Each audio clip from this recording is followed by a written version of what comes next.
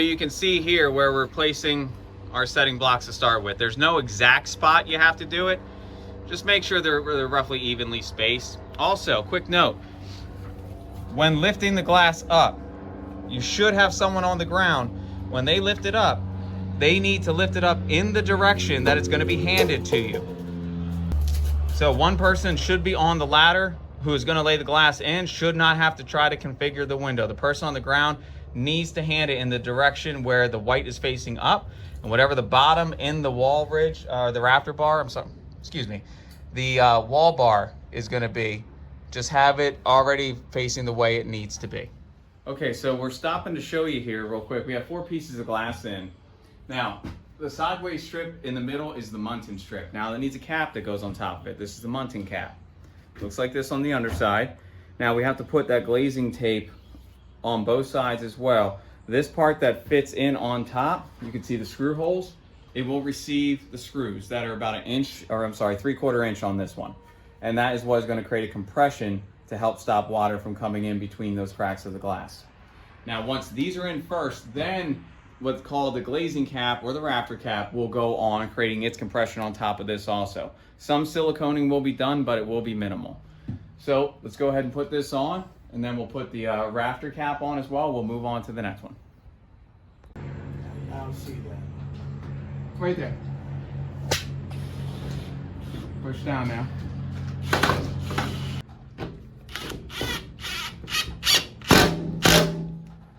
We'll go through and tighten all of them, but that's essentially how we have to put it in. So we'll do the next one.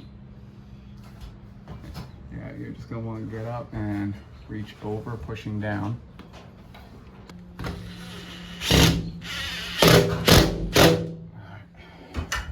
You don't want to over tighten these screws, because if you do, the heads will break and you have no way to tighten that muntin strip.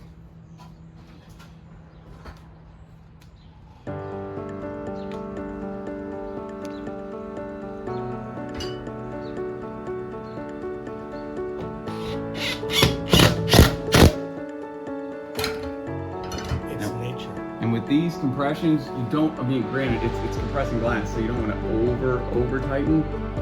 You'll get a feel for what has to be done. You do have to make sure it's tight, otherwise it won't work.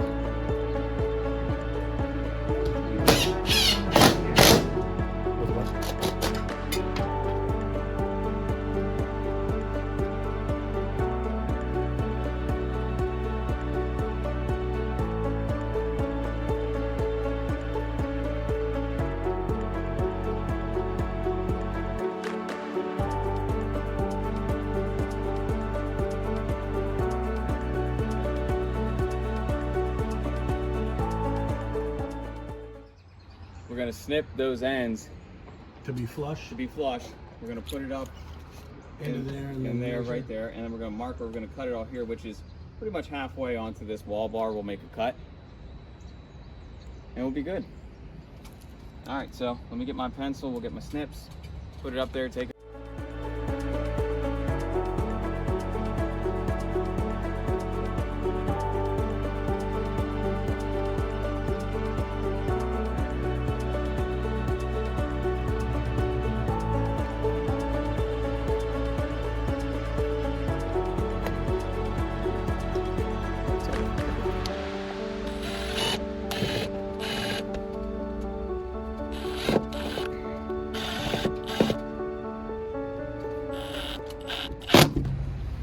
See how it compresses? Yep. You don't need to like go crazy with it or anything like that. Just snug. Just snug. Because really, the first rain is going to tell you if you have any leaks happening. And that's what I tell every person I build this for, is like, let it rain first. Don't be worried if you have a leak.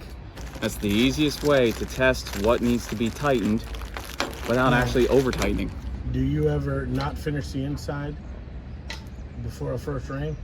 Well, it typically happens that way because it's just the way the weather is. There we go.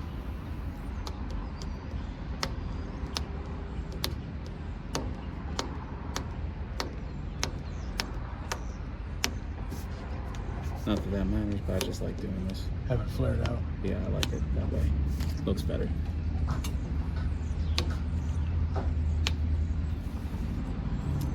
right, hold this.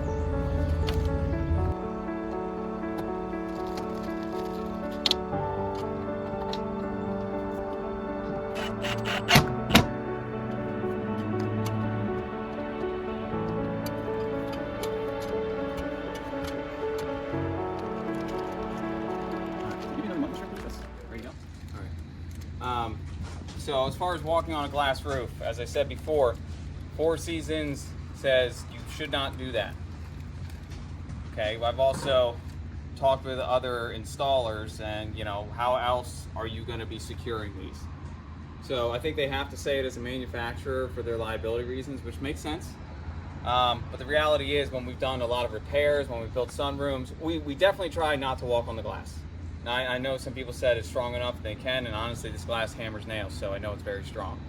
But we try to stay to the rafters. Just structural support, just walk along them, do your best to stay there. You should be safe. Obviously, do not get on a roof if you feel unsafe. That is your own personal choice. Just safety first. And what I try and do is I try to stay off a roof as much as I can. I mean, I'll use ladders, I'll use scaffolding. Definitely if it's wet, I don't really want to get up. So I'll lift up the rafter as much as I can here without putting too much tension.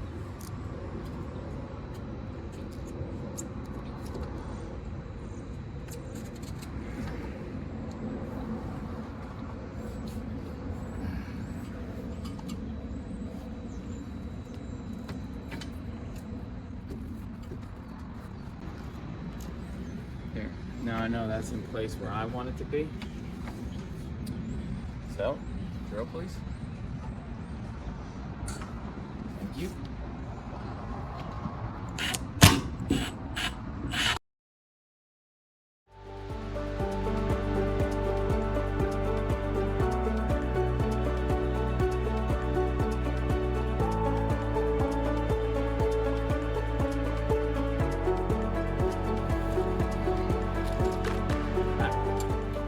Now, I might change my shoes and go up there in a second, but it's a little wet here, and on aluminum, this is gonna be slippery. So I'm just reaching as far as I can reach right now. I'll get the last three once I have a fresh, dry pair of shoes. Because then I can just walk up this. I can use the glass to support myself. Granted, I'm not gonna walk on it, but I'm gonna try and stay the rafter as much as possible. I wanna get a couple screws from the underside in on these Munson strips here, so we can move on to resetting glass. And now we're just going over one bay at a time. Also, not to mention, if you have a longer reach, you can simply put a tall ladder in this open bay and reach over and put these last three screws in if I want to. That's an option if you can reach it.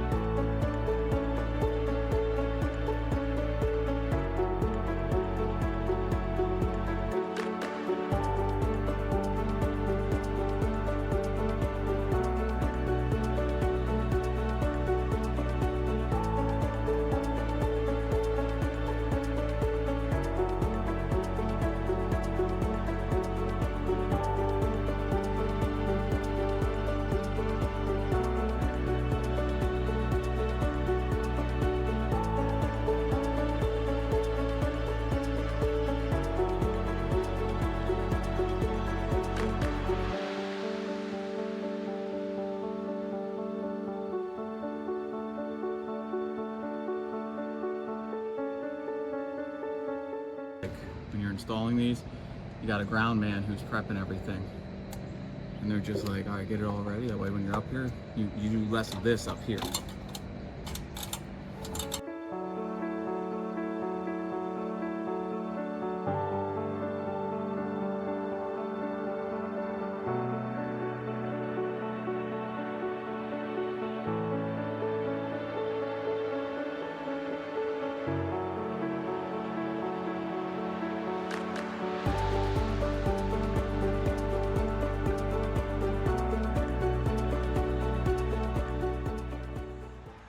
Okay, so we've got all the glass roof panels installed. As you can see, the muntin strips are screwed in. The rafter caps, or the glazing caps, you refer to them, are screwed in as well, except on the end panels against the house wall and against the front wall, because we still have to put the foam and everything else that goes in place there. So that's what we're doing right now, preparing for that. So you can see, if I would take it to the engineering here, the front wall is where we're going to start. We have everything built up to the eave right here. First thing we have to do is now put in place the thick aluminum L, which is going to help build up the roof to the top of the glazing cap. It's also going to secure to the existing rafter. Now, if you read the engineering carefully, you can see there's a small screw that goes through this L into the eave right here. It is a 3/4 inch SD screw.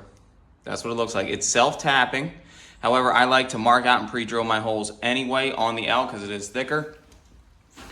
And you can also see in terms of placement, it's showing you making sure you're flush against the eave right here. Now, if for some reason you have a gap between this rafter and the front wall, we do a very small one, about a 1/2 inch, just means the wall leaned out a little more than we had planned to. You can move this L out a little bit. It's still gonna grab in the place we need to.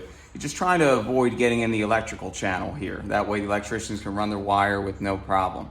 So, the spacing that my engineering is calling for in this L is this screw is going to go in every 10 inches on center. So I've just marked out 10 on center on my L. Now we're going to go pre-drill them and we'll put them in.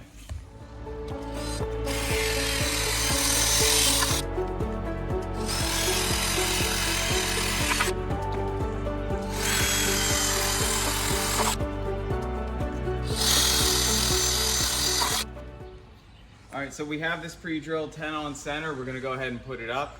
Now, they come a little long, so we had to cut this down to about 84 5/8 to be able to fit it up to where the beam is, down to where the eave is. Your measurements may be different, obviously, depending on the size of your room, so I highly recommend pre-drill at 10 on center, set it up there, make your marks, or take your measurement and transfer your measurement. We're gonna put this up now.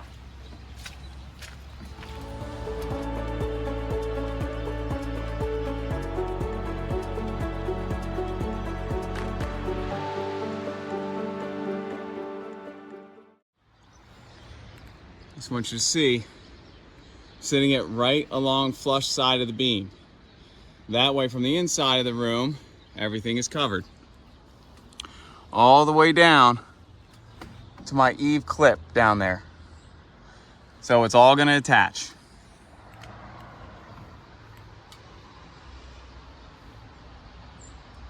And when it's sitting here, I'm pushing it against the rafter. That way, if you take a look inside and look up, you'll see, you no longer see a gap, but rather you see the white of this aluminum piece. So take a look.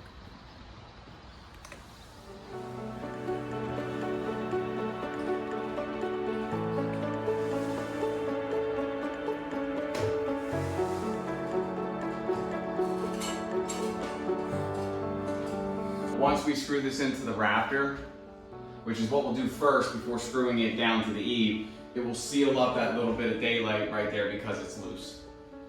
And to do that, that is again 10 on center into the rafter, but it is with an 1.25 inch SD screw. So we'll grab those and we'll put them in. Okay, so just to show you what we've done here. When pre-drilling, because of the thickness of the metal that you're dealing with, and you're gonna have to stand on a ladder to get it into the eave and into the rafter, pre-drill every 10 on center your holes. Now, you can see this line is an indicator of where you should drill into your rafter. And I'm drilling back here based around where I know I need to drill into the eave so I'm not in the electrical channel, okay? Every 10 on center, and then put it into your rafter first. That way it can pull nice and tight, and then put it into your eave, all the way down. Okay, so my aluminum L's are all screwed off to the eave and to the rafter, 10 on center. Now you might notice I have some holes sitting a little lower on this line. For some odd reason, these holes made the screw visible from inside the room if you looked up, and granted no one would really ever try and look in a tiny little crack like that to see them, but I do. So I just raised them up a little bit so they were on the upper part of the rafter, which is perfectly fine. But everything is in. all tied together. Going across the whole way. Now, these L's stiffen the front wall connection to the rafter. That's the purpose of them. Now we're gonna put in foam. We're gonna be able to put our fascia cap on, and then there's gonna be a 7/8 foam, which is the thickness of the glass, that we can butt up onto the rafter, and I can put the rafter or glazing cap on top of that, and I can finish sealing the roof. So I'm gonna start prepping all of that, and we'll start with the foam and go from there. Okay, so now what we're doing after we put up our L's, our thick aluminum L's there, we now have to build up the front of the wall. These are actually parts that come with the Four Seasons product, and you can see right here, it's their insulated foam panel. It is cut to size and width of what you need, 3 7/16. It is not 3 7/16 on all sides, so you have to find which one it is, which this is it, and this is our height. That's why I marked up and down. That way I don't forget. So what I've done, you can see I've already put one up. I'm about to cut the next one. You just have to cut it to length. All I did was take my 412 pitch up there in a rough center, and I've taken it all the way down into the eave, just like it'll be into the gutter fascia over here. So here I have 90 1/4 I'm gonna cut with a 412 pitch on the end. We'll put it in. There's nothing that you're securing it with right now. After that, we're gonna put the finished 7/8 aluminum panel on top of it. It'll match up with the height of the glass. And now I can put the rafter cap on there and secure all of this in place. I'm gonna take a 6-inch screw provided by Four Seasons and drill through all of it down to the eave, the utility eave cap that's there.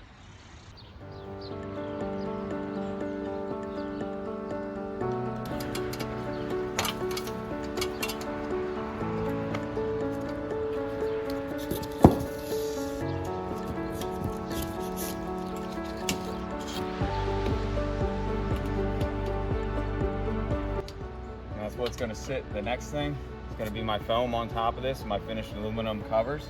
It's a 7/8 of an inch thick piece by 5.5 wide, which will take me laying on my rafter and laying on the edge right here that I'll cover with fascia. This is it. You see it has the insulated foam with the aluminum covering on each side, 7/8 of an inch thick, which is the same size as your glass. This will now lay on what I've just put up there, which will bring me up to the exact height I need to the glass, so I can put a rafter cap or a glazing cap right on top. I simply am gonna have to cut it to length. The width already works if I built according to my plan.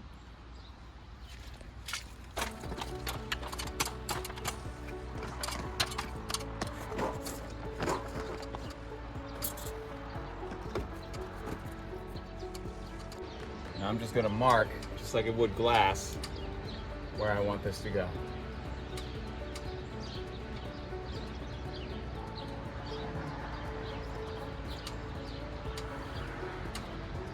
And I fit it down in my wall bar just like I did the bottom glass as well, so I know I'm tight where I need to be.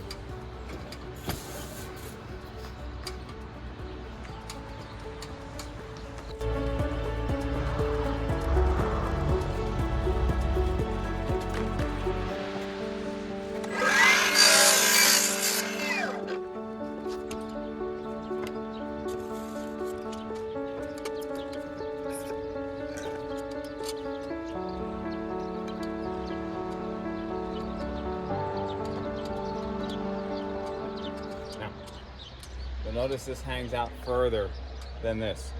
That's okay. This top piece is the measurement I need it to be. Notice I'm still flush with my ridge bar. I'm still the same flush with my wall bar right there. So when I put my fascia piece on, it will fit into a little groove that is made for this. I still have room between my glass and this foam piece that I can screw down that ridge, which after I put this next one in, that will be the next thing I do. That way this is sealed up and I'm working strictly on the front here.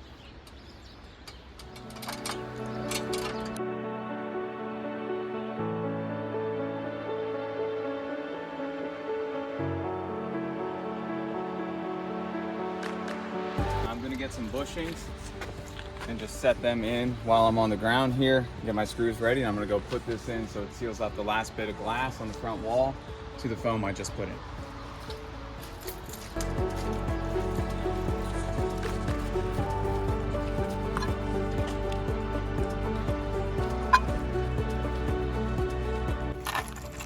So when you're working by yourself, or you're just one person up on the roof there, it's best to prepare everything on the ground so you're not forced to do it while you're on a ladder or on a roof. Especially with something like this, you can drop the bushings in and the screws, and then you can just take it up there and set it in place while you're not reaching for multiple things.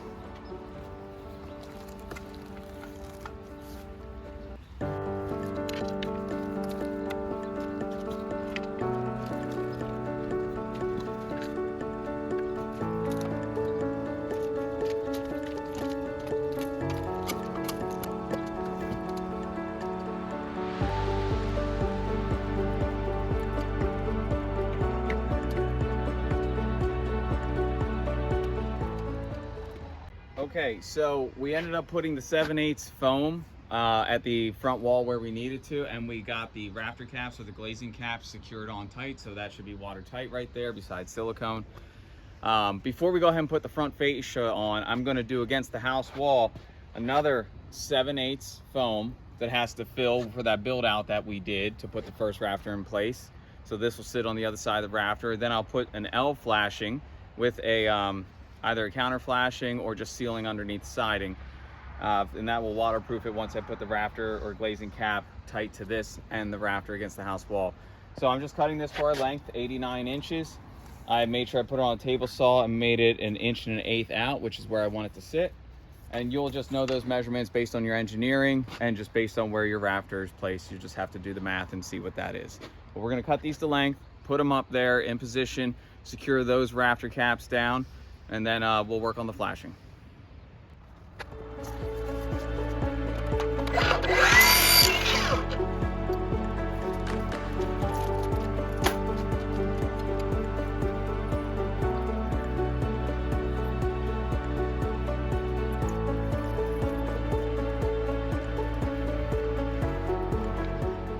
All right, so they fit. I've just laid them in place right here real quick. The engineering calls for me to put an L flashing here and then make that L extend so the rafter cap seals it. You could do that. You could leave it above the rafter cap and the foam. It'll go down anyway. But I think I am, just for safety, going to follow the engineering on this one and just bend my flashing first and then do the rafter cap. And then we'll do a particular type of flashing at the cathedral, which we'll show you in a bit. So let's bend this L flashing first.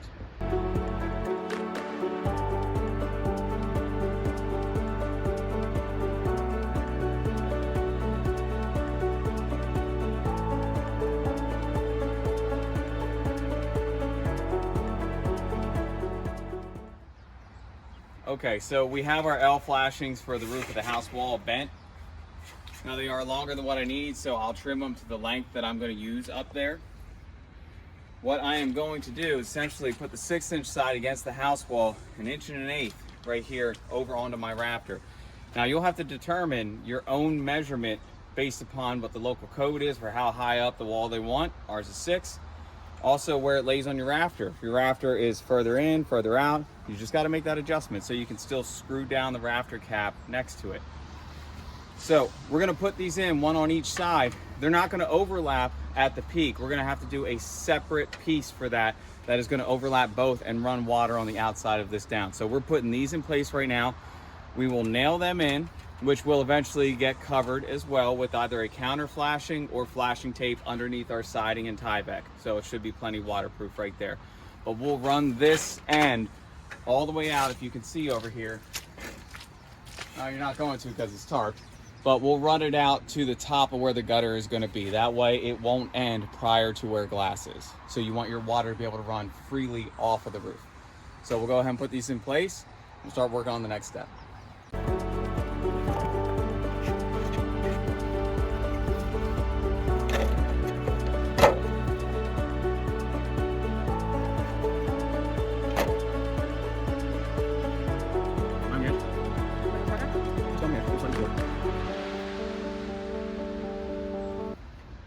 Alright, so what I'm doing, I'm just cutting this to right before the ridge right here, because I'll have a different flashing for that ridge that will cover this cut end.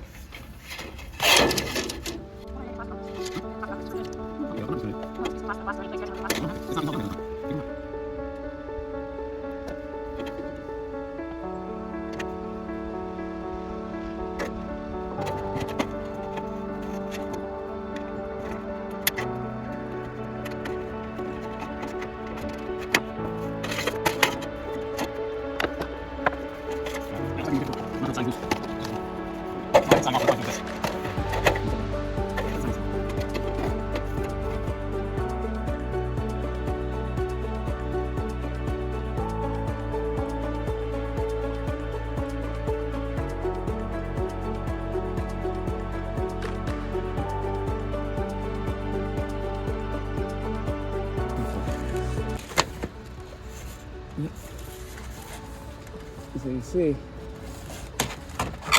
I've got the flashing on in a position where I still see where my rafter cap is going to go on. I can screw down. It will seal my flashing tight. So water should flow on the siding into the valley that I've created here with the flashing, and it's sealed by the rafter cap, and it should run it right off the roof since I have it overlapping on top at the end. So I'm gonna go ahead and just put a couple nails in at the top, at least 4 inches up, and that should be secured. I'll do the other side and I'll put the rafter cap on.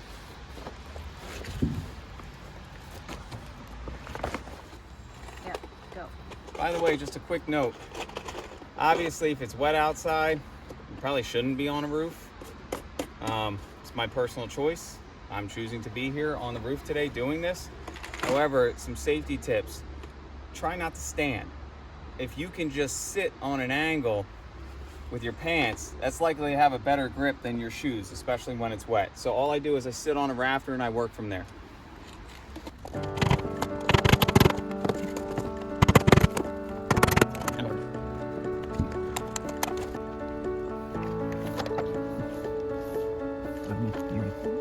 All right, so here we are. We have the rafter cap or the glazing cap in place. You can see the flashing is underneath of it, so we've just created pretty much a funnel here for water to get off of the roof, which is good. So we're going to secure this last one in place, trying our best to keep the siding out of the way.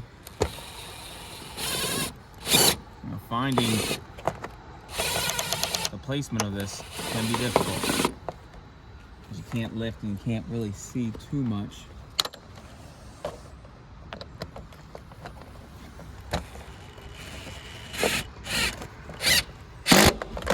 Get one started, most times find the rest. There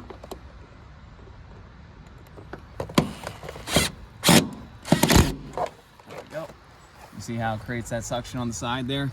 Now if rain did get past this, it should just go right out and not in our room.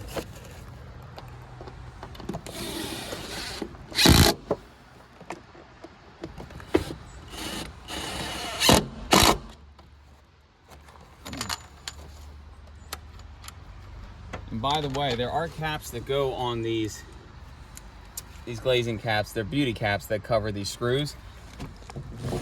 Just know that if it rains before you get those beauty caps on, you're fine. It is still going to be watertight if you installed it properly.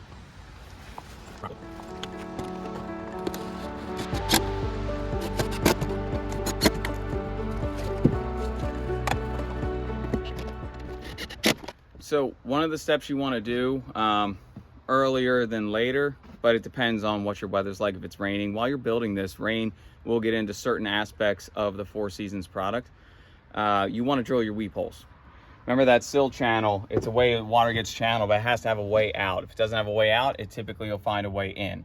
So at your utility H, your H post, I typically take a 1/8 bit and I just drill a hole, but I don't keep it circular. I move it so it's oval. It helps water flow a little bit better. Remember, your weep holes are also going to get covered up by cladding, but even if they didn't, this would look good. You could also use a flathead screwdriver going along as well. You can space out 12 on center if you wish. It's just enough to make sure the water gets out. So for example, I'm not going to do it right at the base. I'm going to do it just a little bit above.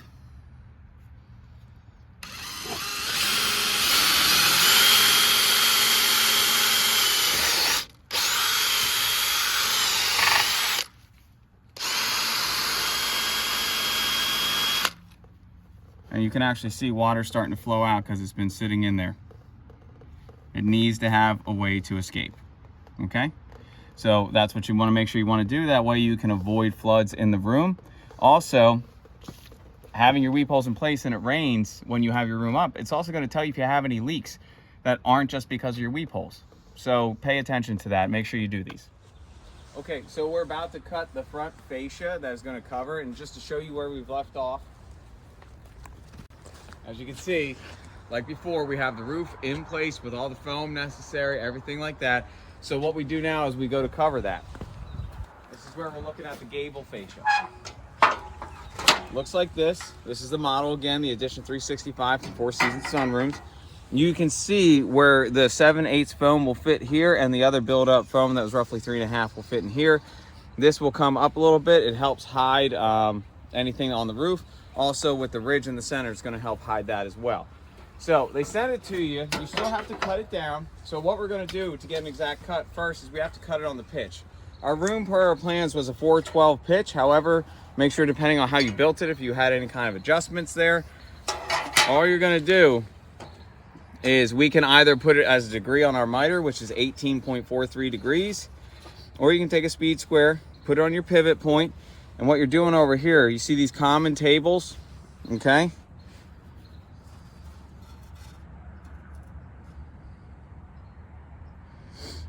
Actually, you know what?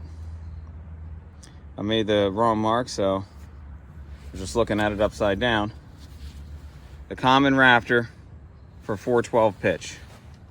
So all I'm gonna do is follow that. Okay, so this is all getting cut off anyway.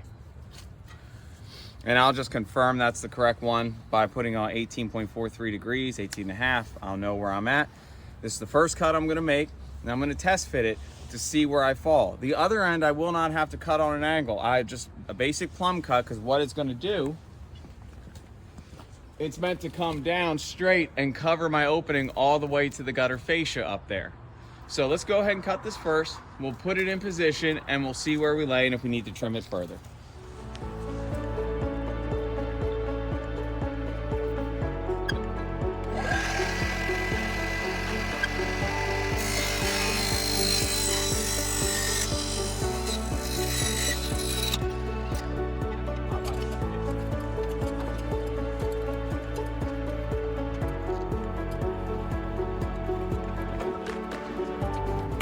Fit. Bring yours up a little bit. Yeah, there you go. I've got to fit between that, yep, and that. Slide it up my way. A little more. Keep it. As far as you're gonna get it. So I have excess down there, right? Okay. So what we can see, and I'm going to take the camera, here's what we see. We still have to modify this, and I'm going to show you why. You can kind of see, I mean, this is not the best angle to take a look at, but inside here, the edge of this fascia is hitting the edge of this ridge bar. We're going to have to trim the inside of this fascia so this can come up to center, because you see we're short right now. We want to make sure we're lined up a little more. So we'll take a measurement of the distance between these 2 points and trim off the inside. That way it can come up further. Nothing is blocking. And we'll only have to do that on this top inside piece. Okay, you can see how this all cups right here. Once we have this and I can move it up to center, that is where I'll look down at Kyle's end and I'll see what we have to modify to get that in place as well in terms of length, and if we have to modify any of these fins also. So let's go ahead and modify this one first and we'll go from there.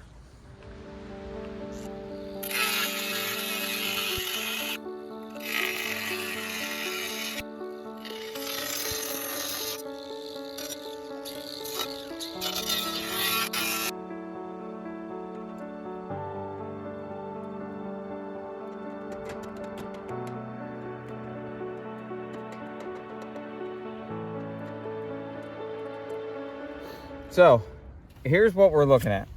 We're gonna go ahead and do a plumb cut here. I made a mark where we have to do it to cover. And what I'm gonna do, you mark from the underside. So this I marked on the top side, which has some adjustment. I also made a mark on the underside. I'm gonna cut the underside because it comes out a little more.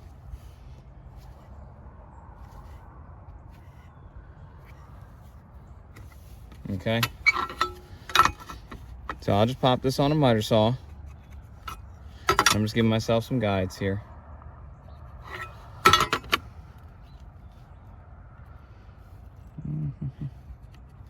All right. I'll go ahead and do a plumb cover right here. I will still have to modify some of these fins to fit. And also for where my gutter is going to be received at the end, I'll have to draw and cut out like a little C curve right here. But we'll get to that later on. So let's go ahead and cut this first, fit it again, and see what has to be modified on the fins.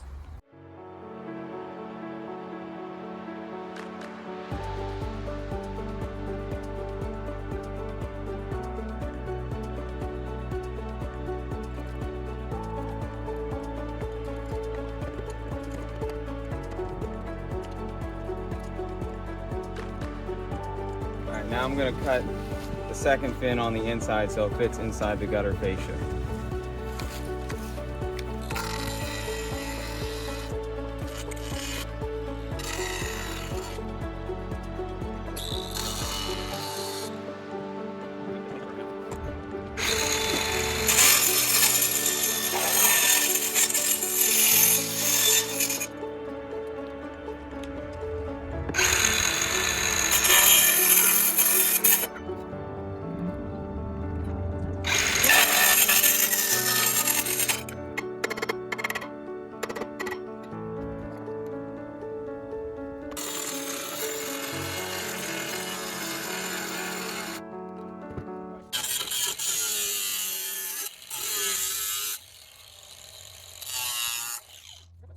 So in the end here, we marked out a C where the gutter fascia has a C also. You can see the curve at the top of the gutter fascia. We put it up there and marked it out because that gutter has to run a little bit longer and this can't be in the way. So that's the reason we cut that out.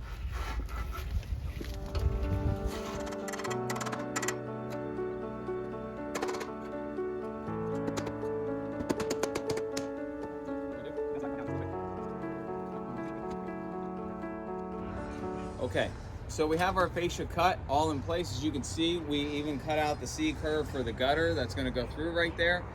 Now you can see it's going to need some silicone, and you can look at the cut down there. You see how tight it is? It's meant to cover the gaps, but you will still have a tiny bit of gap where it meets up. That's okay, because the gutter still has to go on in place, but any silicone necessary to touch it up you want to consider. Now, all I did was try to get this as tight as I could on my 412 pitch. I will silicone this also. I put in temporary screws. This will be 16 on center with 1/2-inch screws on the top into the foam. I just put temporary ones for now. One at the top, one at the bottom into the wall bar, so it kind of ties everything together.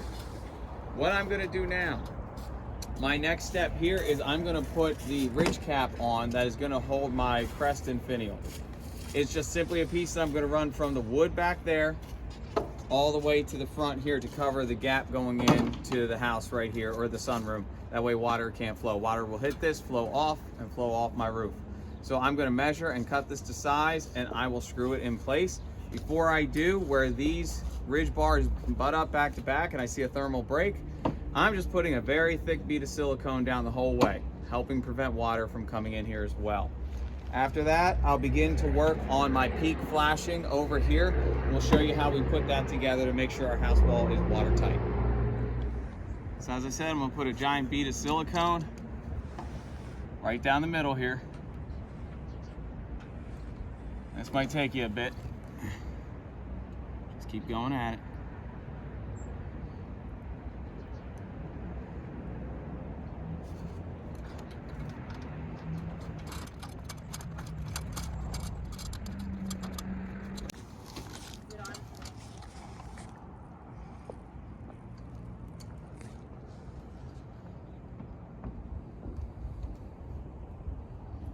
You can see what I'm doing is I'm just filling the gap here. I don't need to tool this, make it pretty. I just want it to be a backup barrier. If for some reason water gets under this cap that's gonna go on top here, that this is sealing the gap in the room.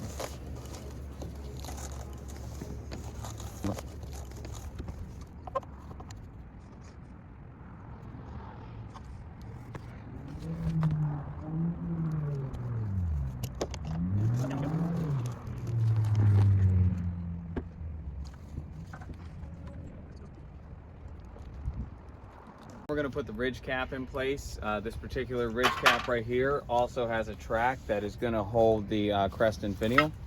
We're not going to worry about that right now, but essentially this is going to sit over the two ridge bars that we put back together, back to back. So what we did was measure from the house wall, the OSB sheathing, all the way out to inside that fascia on the gable we just put on. We got 131 inches and 5/8. So we're going to go ahead and cut that right now, and we're going to put it in place now that we've already laid down that bead of silicone.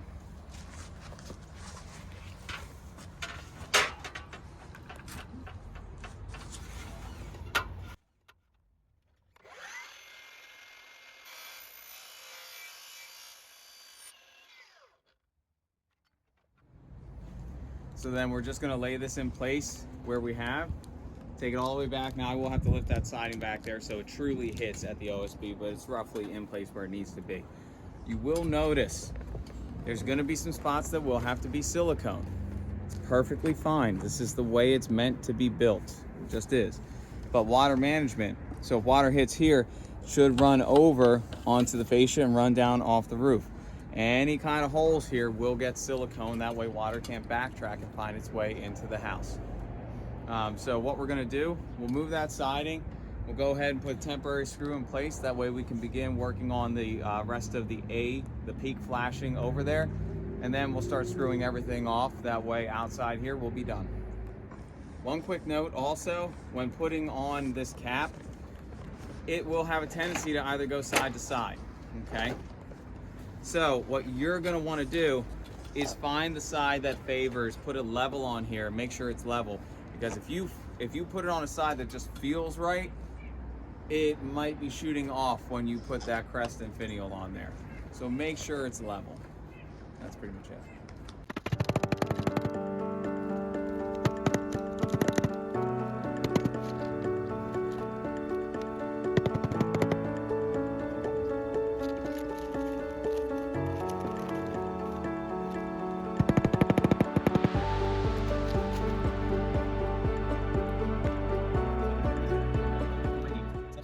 Behind the siding that it would hopefully stay in front of the Tyvek and then just come straight down, and this flashing would hit it and run it right off the roof.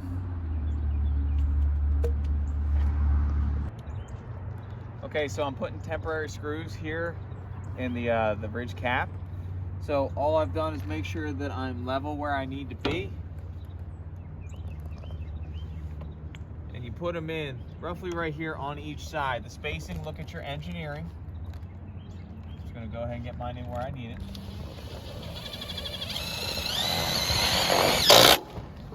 Our engineering called for 1/2-inch tech screws. So now I have it where it needs to be. It's not gonna blow off on me or go anywhere. So I'm just gonna leave it for one down there, one down there. I know it's loose right here. I will come back, screw all this in once I do my spacing. But I just wanted to get that capped where I have it. I have my flashing in place.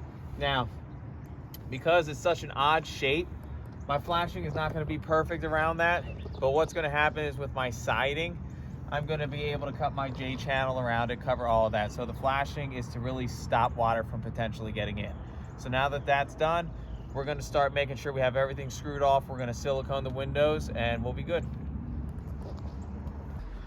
So as you can see, we have finished all of our step flashing. It's a multi-piece flashing, okay? This is gonna be behind siding, behind Tyvek. The only possible penetration point is like a pinhole right there, which even that is slight because of the angle that it's at. I will silicone around here, which should seal it perfectly fine. So when Tyvek goes over it, siding goes over it, water hits, it should roll it right out where we need it to be. That is how you'll do your peak flashing. It will be multiple pieces. That is the only way to do it, but pretty much it's quick, it's simple. You just have to manage water so it gets off your roof, not going into the sunroom or the house. Okay, so we've now secured everything we have to on a roof, and I'm going to show you what this is. These are the 6-inch lags that we space about 12 on center, as you can see going down. They're about 2 to 2 1/4 inches in from the outside of my fascia. These are penetrating all the way into my utility eave, holding all of this together. You can see on the front gable fascia, 16 on center, 1/2 inch screws all the way down. We've done them on both sides. And the ridge, as we're putting it on, we put a level on here every 12 on center, and you can see we're secured all the way down, making sure this is in place and ready now. So this entire roof up here is now secured, and we can keep moving forward.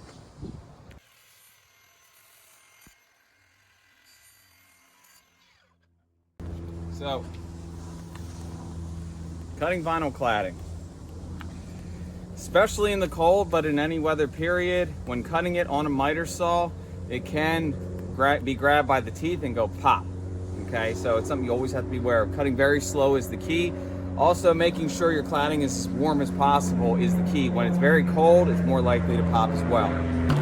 So there's a method to putting this on, and I'm going to show you what that is. So let's come over to the sunroom here. The order that you want to put these on, you're going to do this. You're going to do all your verticals first. As you come down to your sill, you're cutting it just shy of where your sill begins. As you go up to your peak or at the top, you're cutting it just shy to where your eaves come together. Or if you can see on the interior, let's take this for example. You're cutting just shy of where your eave comes down because your eave has a cladding and your sill has a cladding that will cover your cuts. So this is the order. You do all your verticals first, you do all your horizontals second, and finally on the outside you do your corner pieces. That is the method that you should take with all of this. And the key, as I said, putting this on correctly, is slow cuts, making sure the vinyl cladding is warm. So what we just did also, to help get my measurement, I want to make sure I have the correct angle where I'm going to put this in. I'll put it in place, let my cladding hang, and I'll simply make a mark of where I want to cut versus just putting a tape measure up there, because I don't know if I'm going to be exact just putting my tape measure. I like to actually fit them. Once I have a true measurement of my more simpler cuts, where it's just a straight cut at the bottom, a straight cut at the top, there I might take a measurement and it'll typically work out fine. So let's go ahead and start cutting the rest and see where we go.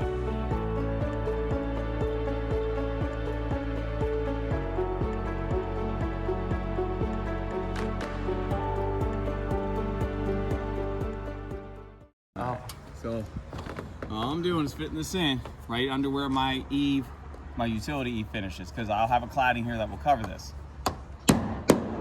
I'm taking a non-marring dead blow mallet, okay? I'm not gonna knock the whole thing in. I just want to sit where I need to sit right now so I can come down and make a mark of where I want to cut it. Then I'll cut it and then I will put the whole thing in. So I need a marker, pencil, something.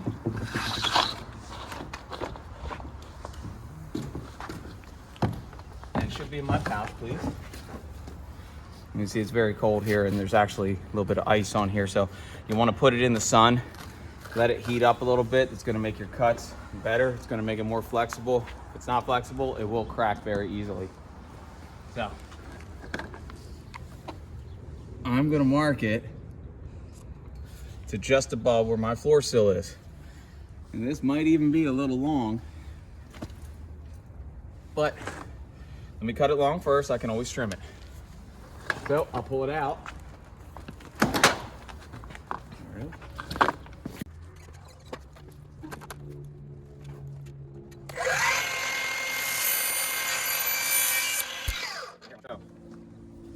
This is what I mean. Like, that's a small pop and a small crack, and we went slow on that. Now, luckily, this will get covered. However, that's the reason why you want to go as slow as you can with this. So now we're going to fit this again. See where we're at.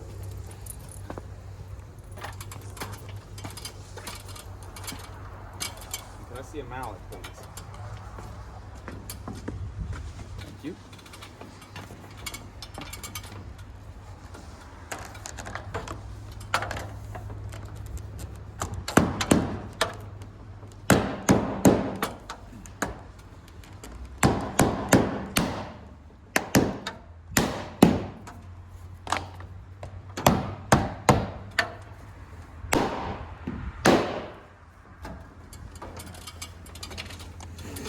cool.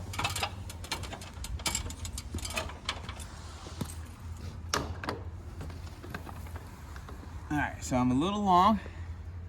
I'm gonna trim about 1/8 of an inch off of this. So a blade width, maybe a little more.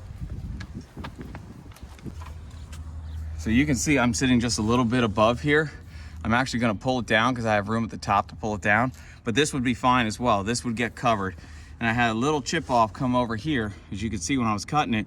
That luckily will get covered as well once I pull this down.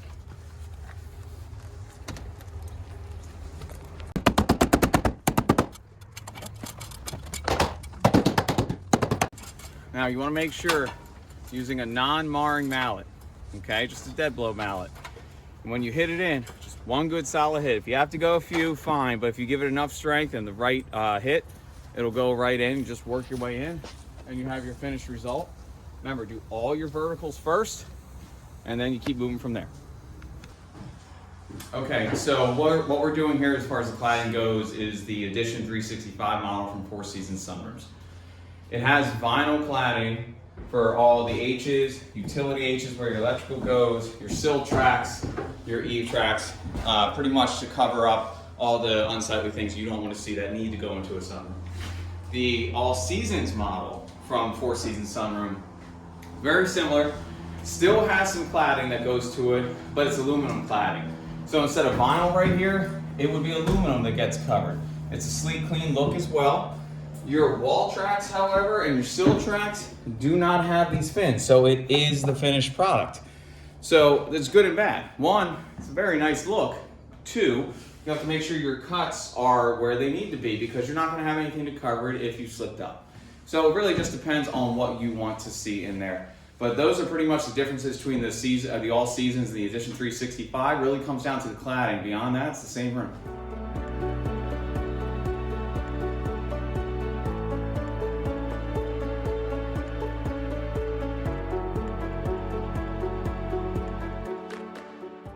So if you have an electrical outlet in your utility H, obviously you're gonna have to cut it out for your cladding. So here's how you do that. Get your total measurement from top of sill to bottom of eave track, which for us was 95 3/4. We cut it to length, which by the way, get a pair of roofing shears, you can do it by hand and your cut will end up like this. So you can see it's actually clean enough. If you want a cleaner cut, the miter saw is still the way to go. However, this in cold weather helps it from not breaking, not popping. Anyway, back to measurements. You have to draw out a box, as you can see we've done on the utility H. So, set your measurement to the bottom where it's gonna sit, and you measure up to the underneath side, and just above the electrical outlet, which for us was 14 5/8 and 18 11/16. We made marks at 14 5/8, 18 11/16, took a speed square, drew a line. Now what we did is figured in the middle of our cladding is going to sit our electrical box. So the cladding from end to end is about 3 7/8. So divide that by 2 is 1 5/16. These are the 2 marks we made for that. And off of it, we measured the electrical outlet that we need to have an opening for, which is about 2 1/8 to 2 3/16. So take 2 1/8, divide by 2 is 1 1/16. So all we did was take 1 1/16 from that mark and made marks on each side, connected lines. Now we're going to cut this out with an oscillating tool or multi-tool, and it should fit.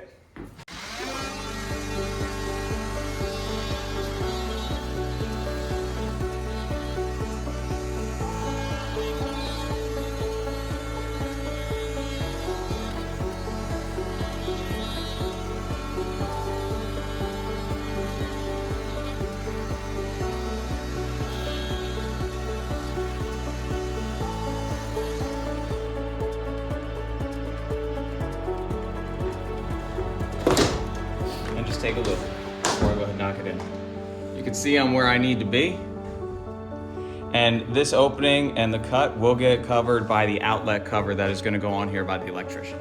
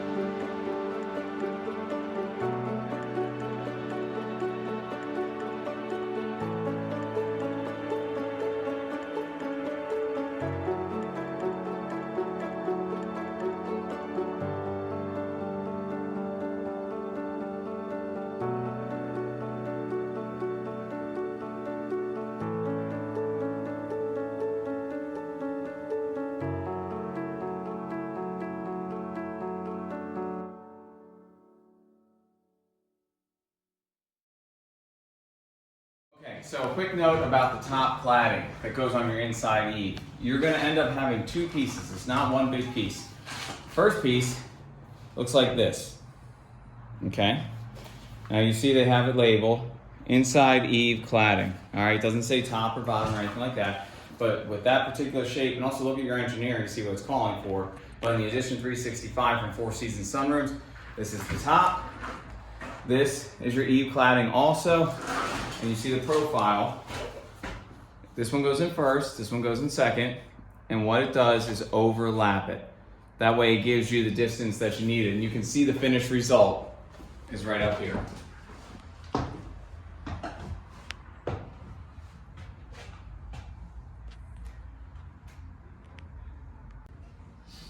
Okay, and also a quick note, because you're building this on a job site here or in your home, your product will get dirty. There's no way around that, okay? But the best cleaner for it, once everything is all said and done, is Goof Off. Makes it brand new white. What you want to do is when you're installing, try not to break anything, scratch, or mar up. However, dirt comes off amazing with Goof Off. Okay, so what we're gonna do here now on the exterior, we're gonna put more of our weep holes in place. So I'm doing them 12 on center in the floor channel right here, the sill. So they're gonna go ahead and drill them. I'm gonna take about an 1/8 inch bit, go through here and make it an oval shape. After I'm done that, I'm gonna go ahead and take the silicone, the Dow 1199, the Four Seasons Sens, white silicone, and seal up the connection between my flashing and the floor sill, because this is gonna be our first line of defense for the water. After that's done, I can go ahead and put on my exterior cladding here. So I'm gonna start by drilling, then I'll silicone, then we'll clad.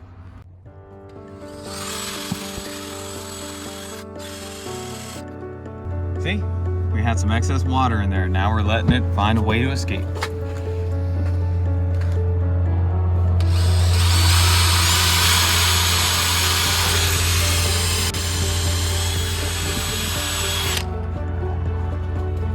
See why I'm going oval, lets the water flow much better.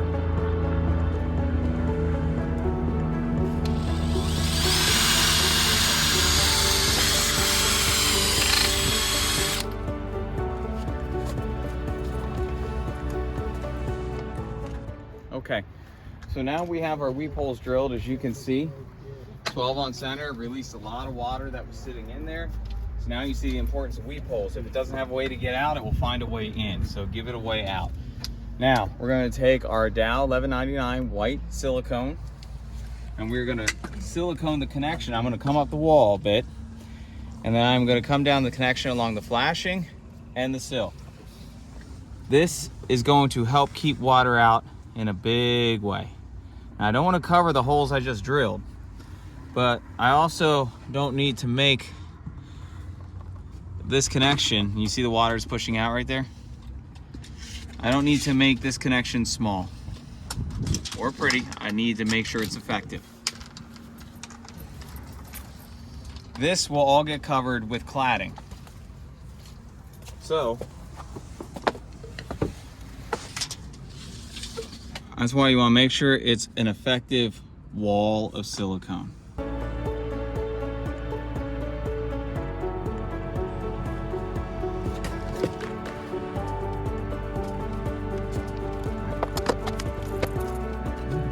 I want to connect with every corner.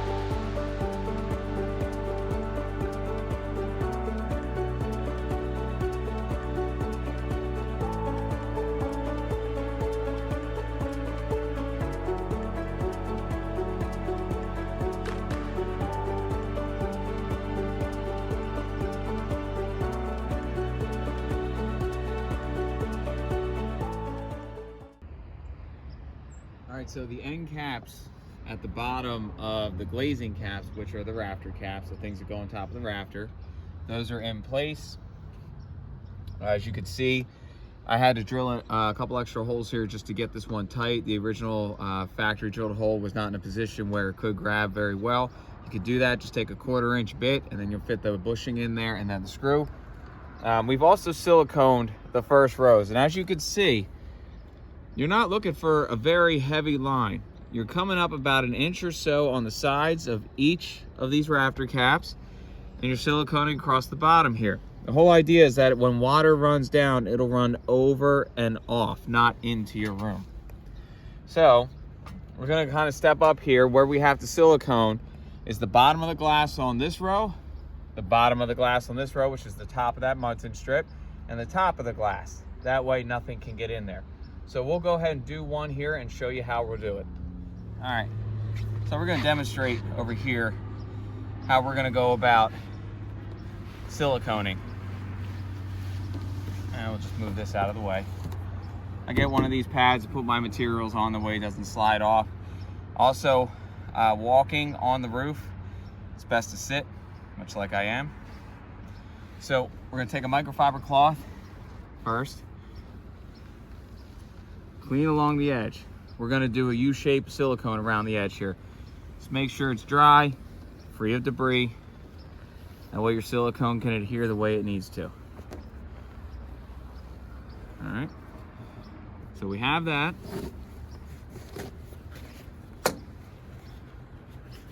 Make sure you cut just a small hole, about 1/8 of an inch of an opening, or whatever you need for this, but you don't need a lot.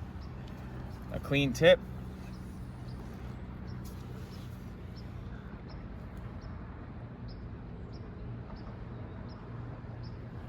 And I'm giving enough of a bead that when I go ahead and clean this off, it won't be messy, but there's still enough there to seal the glass to the Munson. And I'm gonna come up on each side, 1 inch, 2 inches at most.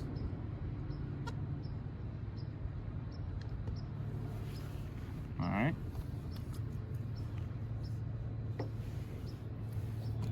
Now, take a sprayer with water and Dawn dish soap.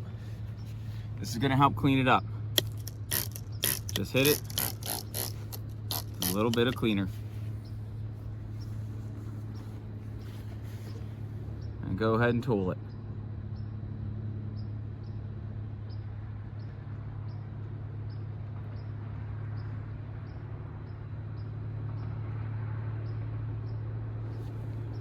The reason why you want to use that spray is going to make sure that this silicone, which is particularly sticky, can clean up well. That way, when you're looking up from the inside of your sunroom, it doesn't look like you did a bad job on your silicone, and it can still be effective.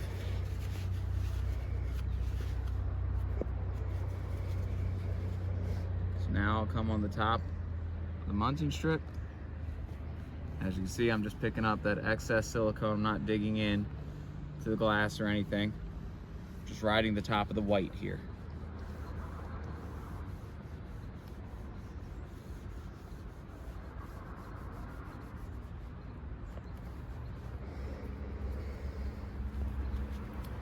Good. Okay, so also when siliconing, we're gonna go ahead and silicone the top of this window at the ridge, okay? We don't want water to be able to push back up through here. You do not have to do this at the Munson strip here, which is this sideways piece. The water will just roll over this perfectly fine. Here, because it's a different connection, it's not a compressed connection, we do want to seal just a little bit, about 1 inch down on the weather stripping, the glazing cord right there, all the way across, and then 1 inch down as well. It's the same method that we use for siliconing everywhere else. Clean it off with a microfiber cloth, make sure nothing is in the way there. Get your silicone.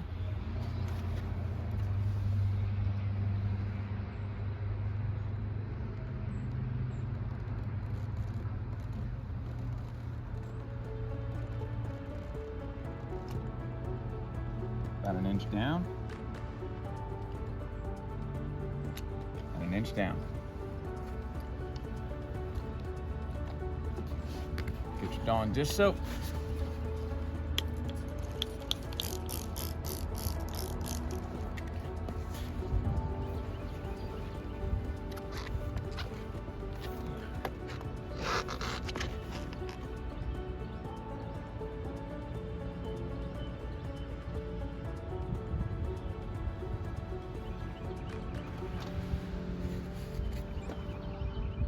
Just go ahead and tool the edges.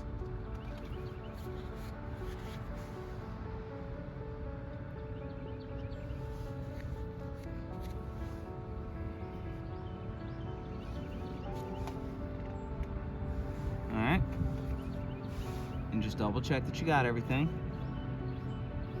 And it looks like we did. Just cleaning up one spot. And that is done. You're going to do this along the ridge for every single one of these pieces here.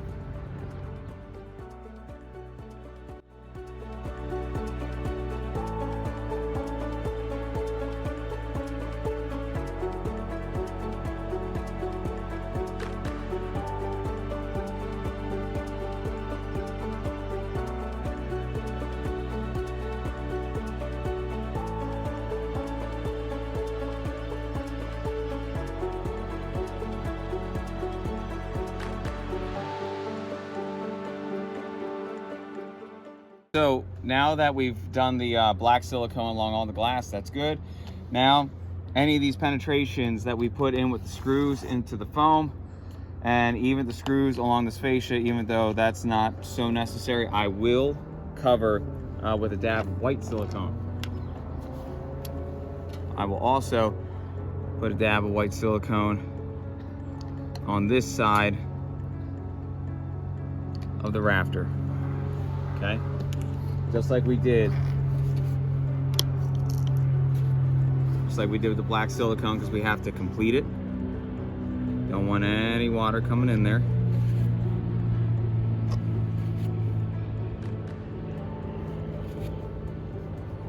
I'm just gonna clean that up a bit. All right, so the rest of that run.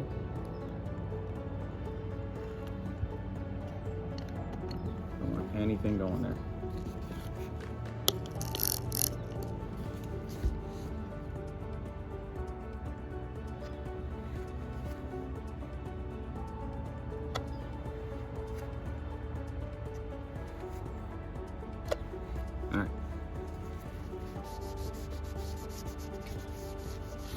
Alright, so that's taken care of. So now, any penetrations, any screws you see, we're going to give them a nice good dab. We're not going to end up tooling them. We're going to cover them, much like we did on the floor sill track. Okay, remember, this is your roof. No one's going to come up here and take a look at the foam, but this is necessary to make sure that water does not go in.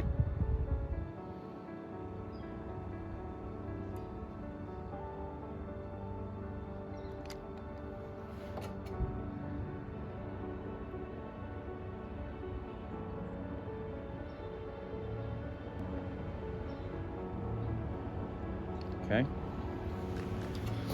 As I said here too, I will cover any screw hole. Though these ones for the fascia, not 100% necessary, but I'm not going to run the risk.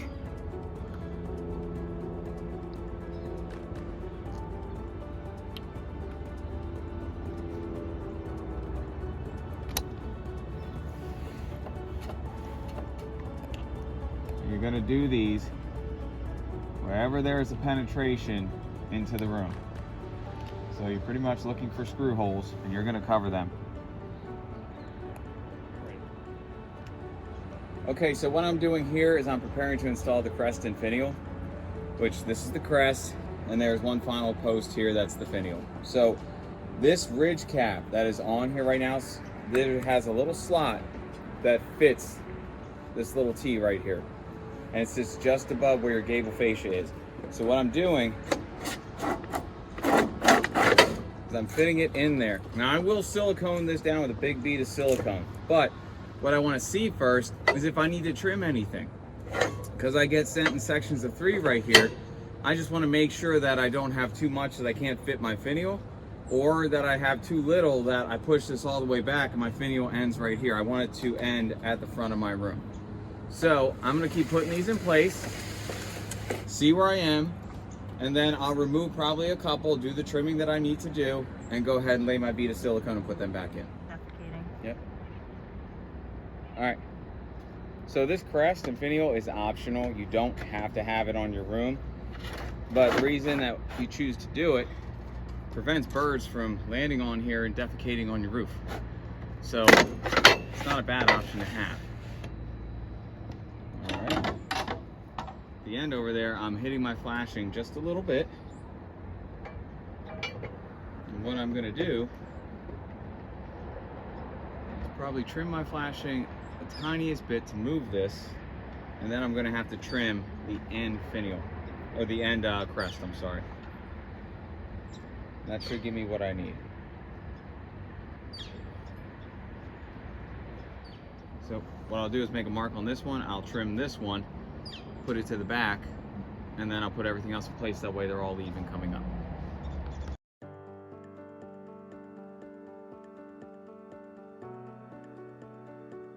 So now that these are all in place, my final piece is cut where I need to, which I will push in a second and show you. What you have to do, take your white silicone first, okay? And in the ridge track, you have to lay a large bead. It's going to help adhere it in place.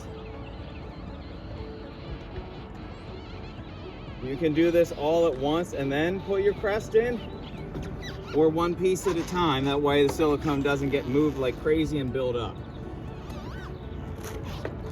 So, because it is slippery up here, typically sitting on your side is going to be the best way to go.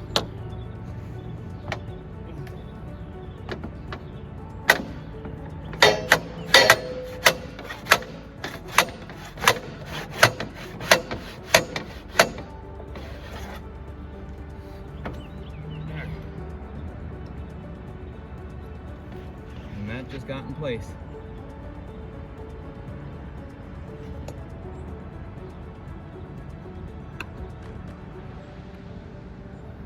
Alright, so I'll clean up the silicone that came out. And I'll move on to the next one, all the way down to the finial, where there is a pre-drilled screw hole where I will screw this in to the ridge to make sure none of this will move. So I'm going to go ahead and do the rest now.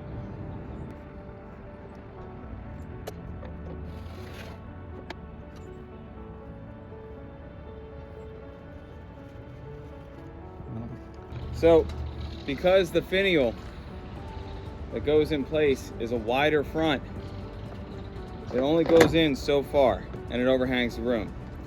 So what we have to do to make this fit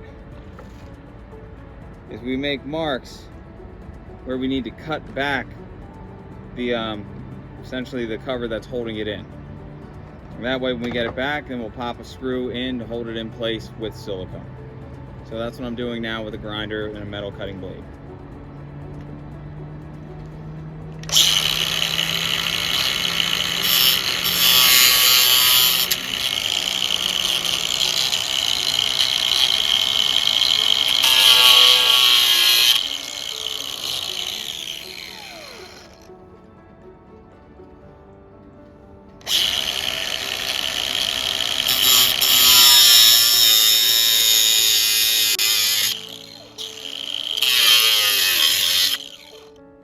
Careful not to put any blemishes on my fascia on the rest of the roof, which you can touch up with spray paint as well, but I prefer not to.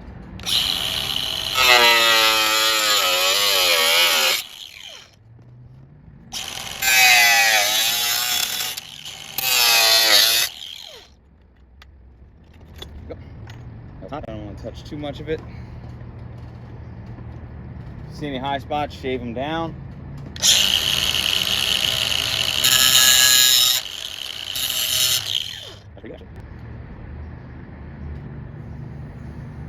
And we will be siliconing this also. Let's see what we got.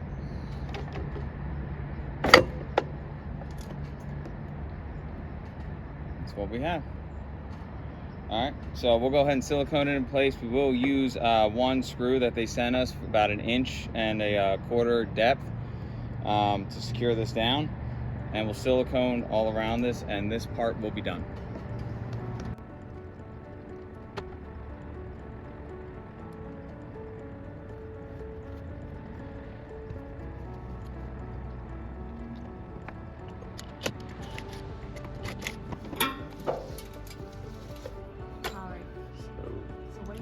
So right now, we're just cutting this ridge back, peeling it, so that we can keep our gutter nice and flat, plumb, whichever word you like to use. Level. At not an angle. Now,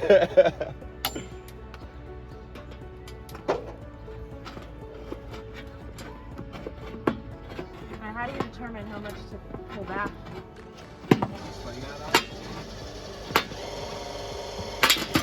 What we can do is you can look at it from the side, or you can get your little torpedo. Honestly.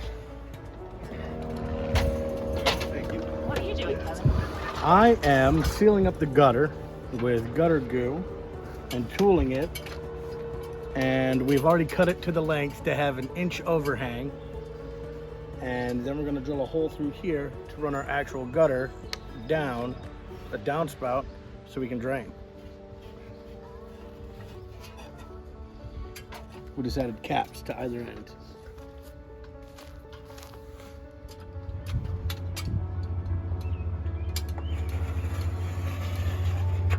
Get it a couple times.